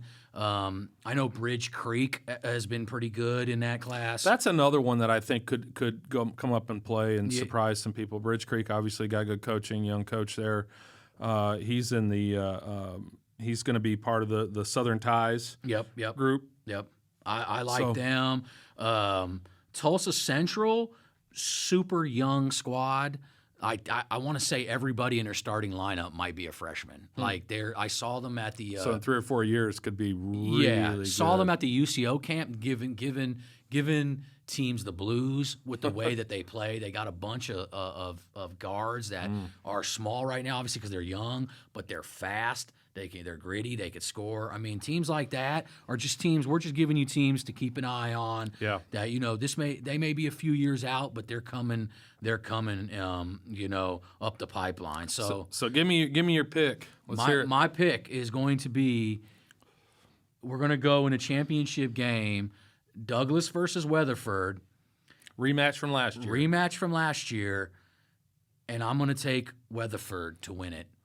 We're agreeing on everything thus far. That's exactly what I have. I just think that the size that Weatherford, provided that everybody stays healthy and everything, all things considered, everybody's, nobody gets hurt. That could change everything on any of these 6A, 5A, all the way down to 2A. But if health is not an issue, I've got Weatherford winning the state title. It'll be a great game, I think, just like it was last year. I think it'll just be flipped. It'll be Weatherford winning and beating Douglas in the finals. Yep, and shout out to my guy Steve Alexander at Douglas. Put that as bulletin board material, Coach. I think that'll get you guys nice and fired up. But can't go wrong with either of those two teams for sure in 4A. Yeah, no, it's gonna be exciting 4A through 6A. I think that kind of wraps up our large school. We'll get into 2A and 3A. With that, we're going to go ahead and take a side for our first sponsor of the Flagrant 2 podcast. And let's see here. There we go. There's the logo in the background. You can see Nate Logan of Logan Elite Basketball. First sponsor of the Flagrant 2 podcast, training out of Destiny Christian High School in Del City, Oklahoma. They provide affordable group and individual training options every week. Logan Elite Training aims to help players develop their skill sets, basketball IQ, confidence, and ultimately help them become more prepared for their current teams as well as the next level. And I think that's why we do what we do and why we're here, is to try to help each and every one of these guys get to the next level. Logan Elite currently trains some of the best high school, junior high players, including the #1 player in Oklahoma. Dayton Forsyth is in his stable of players that he trains. So nothing to be ashamed of there. There's Not too shabby. Yeah. So visit LoganEliteBasketball.com or message him on Instagram at Nate Logan _Logan Elite for more information on how to get signed up. I just want to say, thanks to Nate. I think when we talk about what we're trying to do here with the Flagrant 2 podcast is promote these basketball players, these young men to get to the next level. That's exactly what Nate is doing on trying to prepare these guys, and he does a great job of it. He's a good role model for the players, and he believes in what he's doing, and it aligns with what we're trying to do as a podcast and helping all these players get to the next level, because that's their dream, and that's what we're here to do. So and I just shout out to Nate. Shout out to Nate for sure. And by the way, great last name on him. I mean, we're not related. I don't think, anyways. I mean, we may have to look down the family tree now. I might have to get a test done or something. But shout out to him for jumping on board. Very smart. Absolutely. Very smart move. And also, we're looking to add sponsors. So if anybody out there, wants to jump on a sponsorship and has something that they need to promote, hit up me or Coach Barber and we'll get you lined up. But, this podcast is going to be a great platform for kids, coaches, parents in this state. And it's things like that will continue for us to be able to provide this stuff. And things like this in Oklahoma, we want to keep them going. We don't want to lose this stuff. Yep. If we don't support the stuff like this, it can go away, and then we're left back to where we used to be, and it wasn't in a good place. So Nope. Oklahoma's come a long way, and we got a long way to go. But I think that this is a great thing. And speaking of that, things like liking and subscribing on our YouTube channel. Yes. And doing it on our social media accounts and listening on Spotify. Yep. All that stuff doesn't cost the viewer any money at all. Correct. But it helps keep us going. And to me, it just takes a second of your time to hit subscribe on YouTube. So I want everybody out there that listens to know that stuff goes a long way to keeping us doing what we're doing. Absolutely. And ultimately that helps your child or you as a parent Or your team get exposure, or we can teach you about the recruiting processes when we're bringing these coaches in. Yep. And they're telling you, and this is knowledge you're not going to get anywhere else. So not anywhere else for free. So Yes. so I just think that in Oklahoma, we got to support the people that are out here doing stuff the right way, and it's a really simple thing. So please go like, subscribe, turn notifications on to our YouTube channel. Check us out on Spotify, Apple, anywhere, all of our social media accounts. Yeah, and I think the other thing too, and you're absolutely spot on with everything you said. The only thing I would add to it is that the more we're able to do this and expand what we do, we can get outside of the studio, go to games and do these things live at games too, Yep. right? Yep. So it just gives us the opportunity to do more to help promote the kids, and really that's what this is. We're doing this for fun and because we love the game. We do things differently. Obviously, you do the scouting and recruiting aspect of it and are the best in the state. I don't care what anybody says. And you do it the right way. And then, in terms of what I do and, coaching and starting a program and how you build teams and set guys up for success there, we bring a package that is very rounded.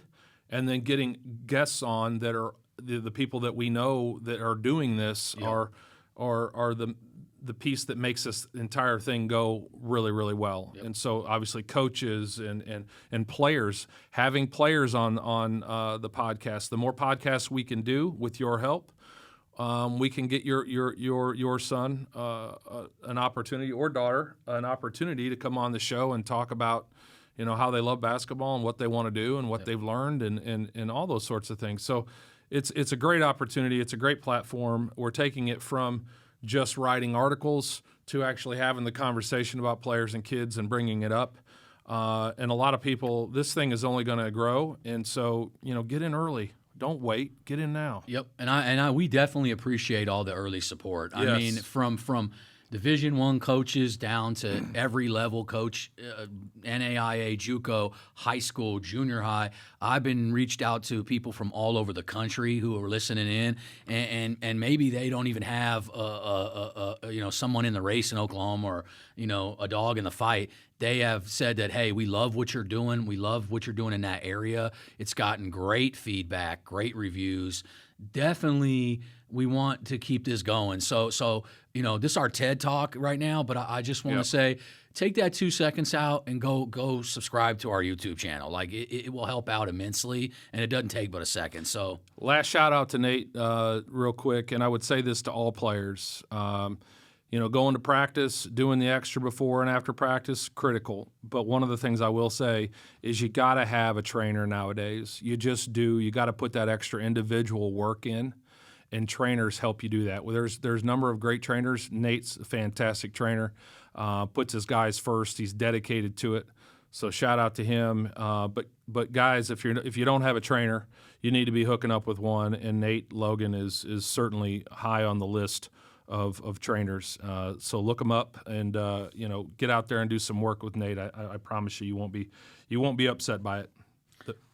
No, and I think that from there we can jump into the 3A. Yeah, let's do it. You can start us off if you want. Yeah, so I obviously I'm going to start off, pretty what you would consider standard here is Millwood, obviously, Jaden Nickens, Isaiah Wilkes, Teal Barrett's brother, I guess, is now with Amari Barrett. Amari Barrett with Millwood as well. So the good bloodline there. I haven't watched Amari play, but I'm guessing that he's probably pretty solid if he's anything like his brother. So yeah, his size is coming in now. He's starting to grow. He's a true point guard. He's a pass first guy.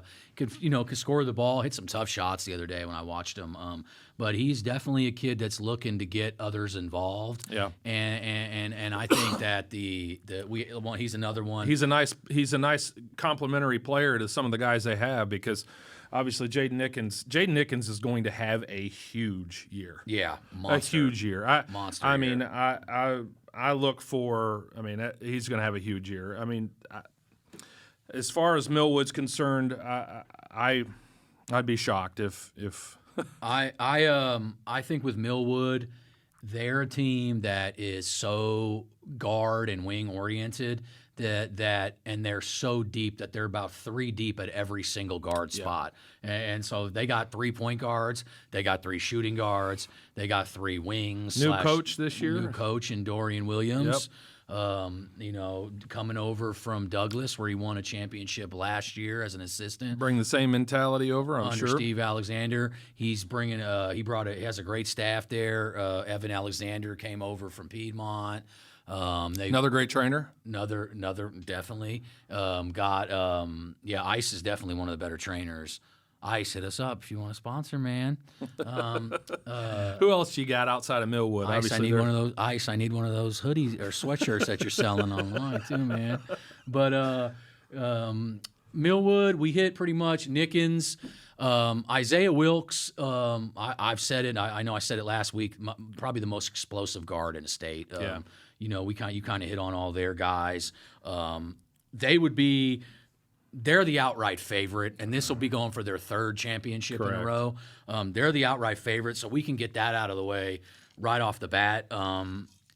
As their roster is constructed right this moment, they are the favorite. So barring anything changes or injury, they're those guys. They're the team I would definitely have. Another team I like too is Marlowe. I like Marlowe. I've watched some of the players over the last couple of years, and I've got family that lives down there. Marlowe's got some kids down there that I think can play. Obviously, I don't know that it's. I'm not saying that it's Millwood level, but I certainly think they've got kids that can play basketball. They bought into the system. Yeah, and I think they're a really good team. You've got Prague. Another team that's really, really solid. You've got Crooked Oak in there, Metro Christian out of Tulsa. Metro Christian is one of my what I would say contenders. I'm going to give you. We gave you Millwood, who I think is the favorite to win it all. Yes. And then we'll give you the teams that are right underneath them. But I think that they're definitely in that mix. So. I like them. I like Oklahoma Christian now being in 3A. Oklahoma Christian, and I'm going to go back and forth with my second team because Victory Christian. That's right, Oklahoma Christian as well. Oklahoma Christian and Victory Christian are and Metro Christian. I mean, all the private schools there. The 3 of them could be 2A, 2B, and 2C as far as teams that can get there and compete with Millwood. And I just wanted to hit on when you were saying Metro, Wyatt Powell is a great player. I mean, he's a stud, 2024 kid that they have. And Troy Moses is a big kid that they've got. I even know Roby mentioned him on our last podcast. They got some guys that have a lot of experience, played in the state playoffs, went deep. They're definitely going to be a team to watch. OCS, Luke Gray, one of the best players in the state. I mean, that would be probably very high on my list as well. Luke Gray, Yeah, I think he's going to drive people crazy in that class this year. Luke Gray, Carson Jones had his breakout season in the summer. He was doing well last season for them. But I mean, if you want to talk about a kid that looks night and day better and has worked on his body and grown into his body, I mean, he was really skinny and looked like a young kid and now looks like a grown man in just a matter of a year. So, everybody develops differently, but he's, played his ass off, and I'm really, proud of the way he's played. I think him and Luke give them a really good shot to beat anybody in 3A. And along with that, they've got some other guys in Kyler Brown, the guard, Junior, I'm not even going to try to say your last name because I butcher it every time. But Junior is a big that they have for him, power forward. Big athletic body kid. Played great defense this summer. When I saw OCS at the OSU camp, it was great. It was one of my standout players of the game is how hard he played. So I love OCS. Victory Christian. Chris Mason, we've talked about him numerous times. Chris Mason should have a monster year. Chris Mason can literally probably take his recruitment to a whole nother level if he just stays consistent and plays his butt off this year and just goes hard, because Chris Mason can put the ball on the floor, can shoot the ball, is got a high-level Division I body right now. So if he performs, it should be there for him. And they've got some other guys. Mikey Doctors, they're a point guard, 2024 football stud, great player. Gene Mason, Chris Mason's little brother, name for everybody in the state to put if they haven't seen him yet. He's a freshman. He is like 6'4", I want to say. He's already tall. He can flat play. 6'4" as a freshman. Come on. He might even be bigger It's than that. Unfair. Might even be taller than that, to be honest. So Gene Mason is my X factor already for them, because he's not going to play like a freshman for them. He's going to play big minutes. So I like them. I think they're definitely a team. I'm going to throw out two teams right now that I think are, and they're closer to the Tulsa area, and I think that they are. I'll call these dark horse teams, and that's Cassia Hall and Jason Kim, who you've seen him quite a few times. Had a breakout summer. Great size, great scoring ability. Jason, the sky's the limit for him. They got two twins, Daniel and Drake Jarrett. Great players. They're not big in stature, but they can flat play. I like them. They're one. A team that no one will probably talk about but me, and that's Atoka. And they brought in Adonis Holloman, so he's come over from McAllister. And they also That's right. have, he's a senior this year. He's a senior this year. Shout out to Adonis and Will Holloman. Will Holloman's one of the best dudes in Oklahoma basketball. Also a great trainer. Will, hit us up, sponsorship. But great trainer. Will got 3 kids in Division I. His daughter went Division I, and his 2 sons went Division I. He's 3 for 3. I got to shout him out. My guy, Will. They got some other guys. 2024, Keyshawn Shields is a super fast guard. I like him alongside of Adonis. Their backcourt is going to be super quick, and they can score the ball. They're going to give teams fits because they're not going to know who they are. And Adonis is coming off being injured this summer, and so a lot of people forgotten about him. He's relatively quiet this summer. That's right. Yeah, he didn't play AAU this summer. He hasn't played since, I want to say, last spring. Great bloodline, great kid. In the gym. Yeah, signing his D1. He's committing on Thursday. He's signing his letter. So proud of him, man. And then they got another kid at 2025, Prince Coleman, who's like 6'3", 6'4", super athletic, dunking everything, wing. They got some guys over there at Atoka. I mean, they might be mad at me for giving them out as so they're not going to fly under the radar for too much longer. And then I'll just scouting report on them. Scouting report, but I just got 2 more teams I want to throw out in 3A. Absolutely. Cassidy, with the addition of Bryson Buckingham, who looked exceptional this summer. I mean, Bryson, where'd you get them hops from? I mean, we need to check in for PEDs. I'll tell you one thing. He's and I'll just say this. Jay Lakin had that Shields team years ago, and we played them a number of times over the years. Bryson was obviously on that team, along with Dayton and along with Padilla, and Dylan Warlick. Jay Mott was on that team. They team. were all on that team. I mean, that team was loaded. Yeah. That team was loaded with good players, and those are the kids now you're hearing about in this 2024 class. We played them. We were the game changers back in those days. Yeah. And we played Jay. Jay and I played each other, goes back many years. But shout out to Jay with that team and what, all those players. And Dylan was on that, fantastic player. Spent a lot of time working in the gym. I kind of follow him and have followed him for years. Great family, but yeah, he's. I think he was a Shield player for Halloween. By the way, I saw him dressed up, and I was cracking up at the photo. That's funny. That's funny. That was a good costume. But. Yeah. So, but I think he'll have a really big year as well. He was playing for Norman North, was he not? Who? Buckingham. Buckingham was at Edmond North. Edmond North, rather. Edmond North. He was injured for most of last year, Yes. so he didn't really get to play very much. Yeah, so he'll make a huge impact. He's had a breakout summer. If we wanted to put a list together of kids that raised their stock, Bryson Buckingham looked exceptional. Yeah, and at this 3A level, I think he's going to do what he wants to do. Yep, I think he's going to do great at Cassidy. And then they got another kid, 26, Caden Leach. Caden is one of the better kids in the 26 class. Yeah.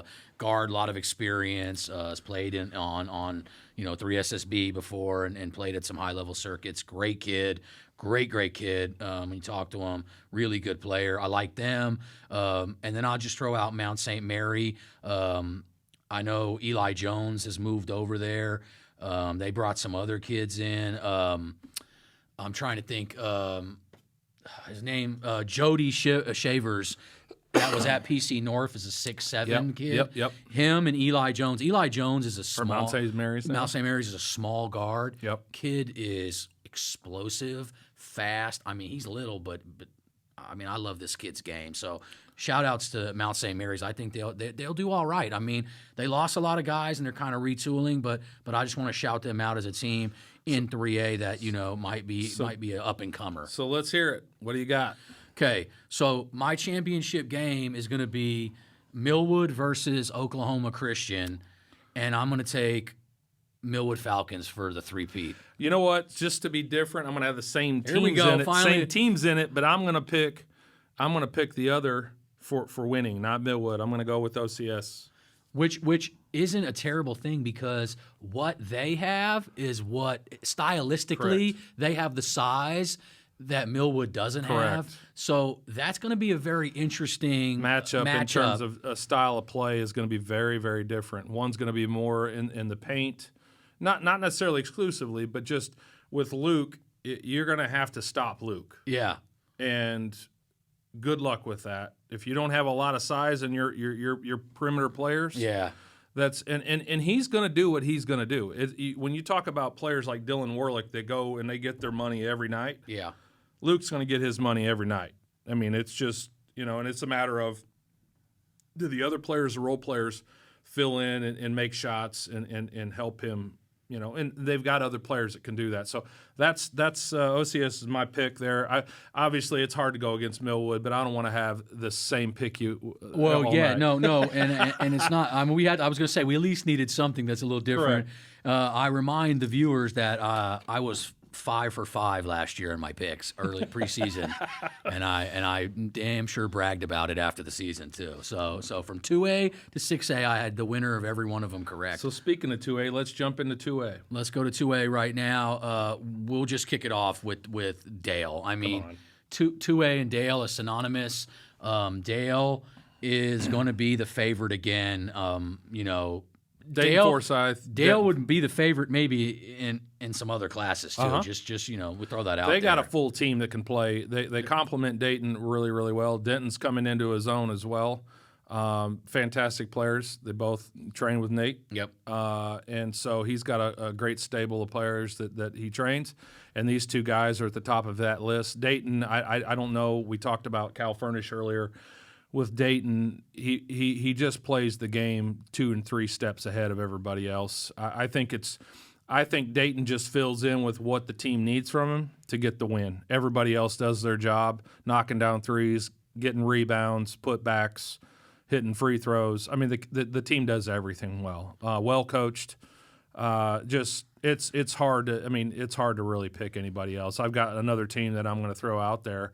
Outside of them here in a minute, but there's so many superlatives you can say about Dale and Dayton. I just want to, we'll just, I mean, when we talk about Dale, we got to hit a lot of their pieces because it obviously starts with Dayton Forsythe, who's been, we've talked about, may go down one of the better players that's ever played in Oklahoma. If he's a 3-time state champ, hard to not put him up there. He's on that list. There's a short list. He's definitely got an opportunity on that. Along with Warlick. I mean, Warlick does it at the 6A level. It's unheard of.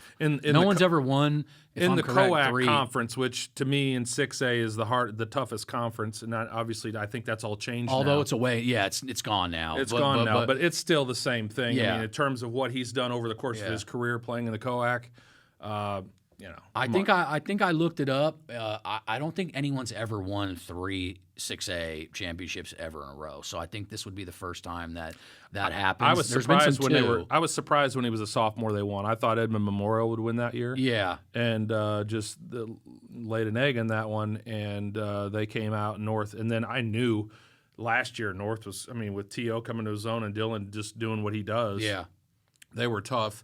And then which Choctaw almost unseated him, and then coming into this year, really, the first year they won, they went up against Booker T, and Booker T was a buzzsaw that year. Really Aaron good Potter and Cam Parker are now both on to D1s. I mean, that was a loaded team, and really, I think that's what put a lot of people picked Booker T. They picked Booker T that year, and then Memorial, the two teams that I think that they absolutely. Thought now last year it was hands down Edmond North was the favorite, and, no doubt, and probably will.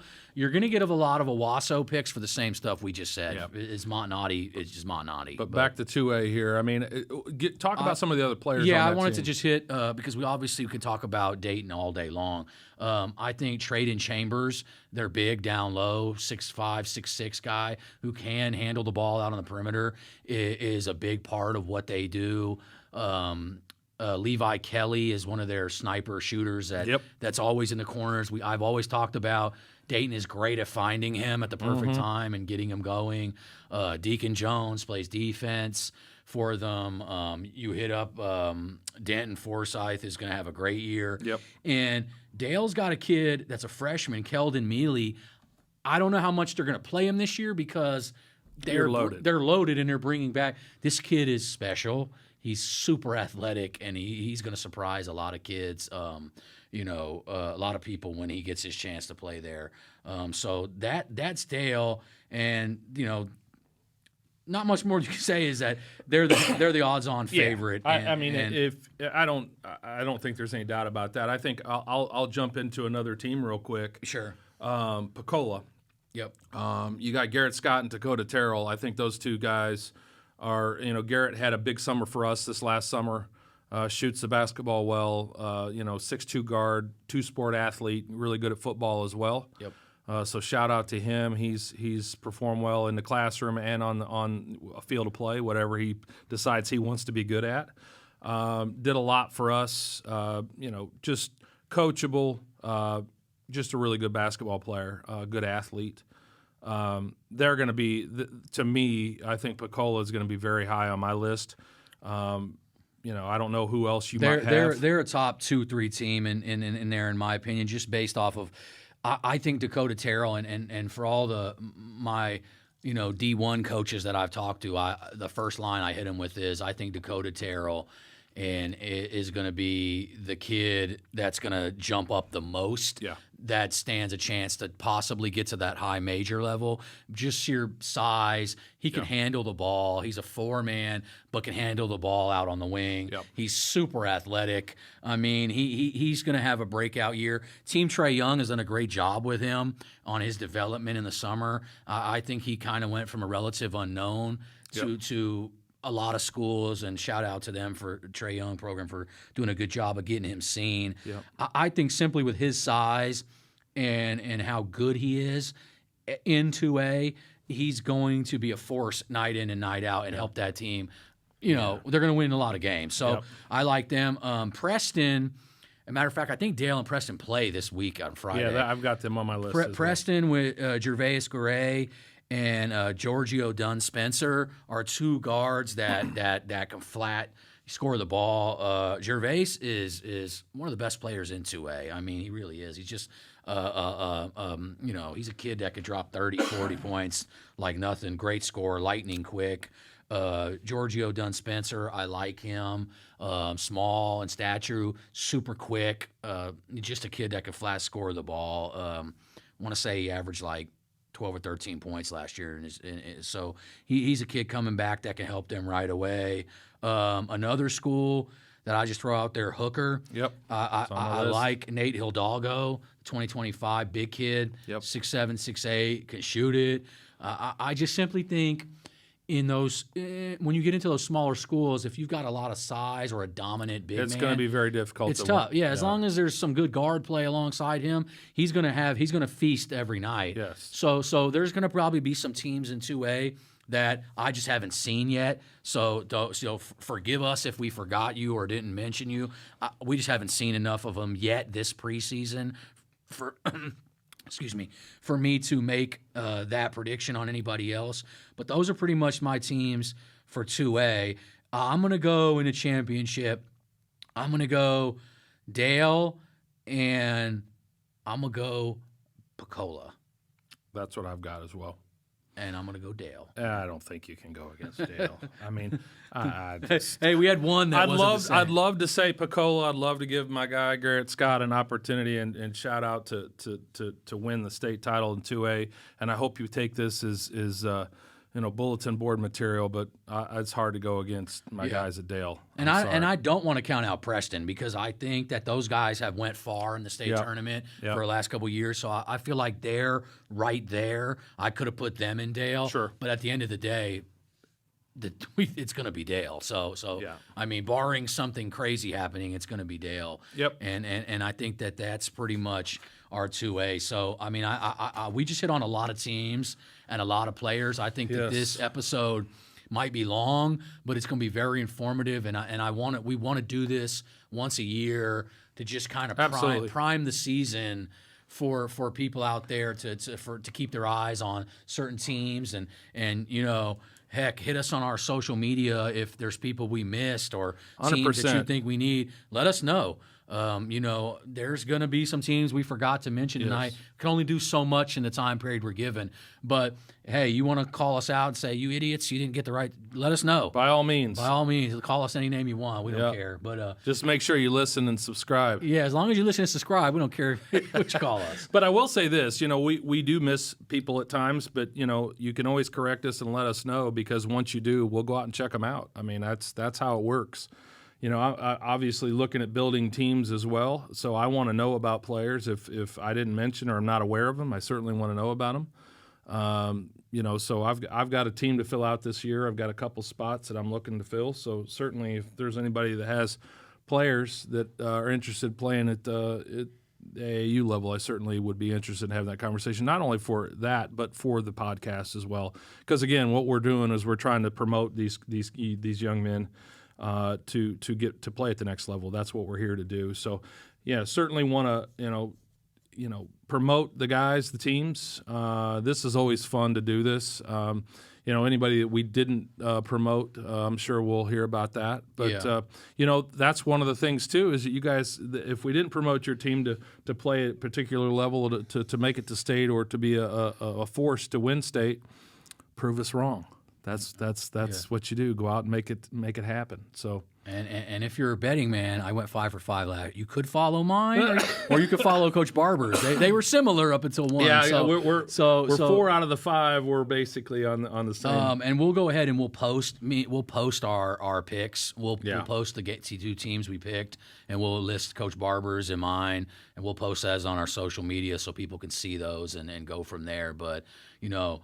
like I said, we really appreciate all the outcry and support we've had for this, and we Yeah. just ask you to keep going, and we're going to keep going, and this thing is only going to get better. And we got some stuff up our sleeve as far as things coming down the Yes. line of some stuff we're going to do for AAU events and high school events. So all we ask is just stay tuned, and we really appreciate the support that we get from our people in Oklahoma. Yep.